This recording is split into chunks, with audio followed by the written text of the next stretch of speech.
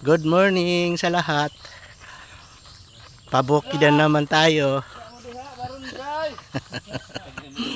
Mayroong tinitinda kaming isda. Maglilibot kami ng isda dito sa kabukiran. Ayan guys, oh, may dalang planggana. Isda po yan. Magbibigay kami ng mga isda dito sa nakatira dito. So ngayon umaga, alas 7 po ng umaga ngayon. Maaga kami pumunta dito. Ay, wala pa palang Sana.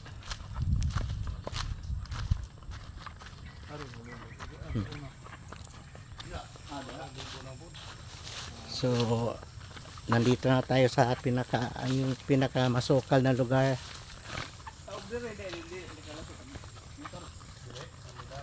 So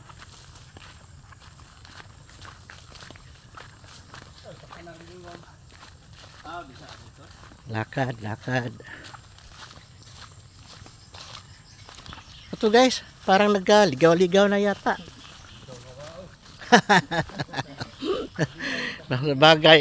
sa bagay lugar mo to, no. Dito naman tayo sa palayan.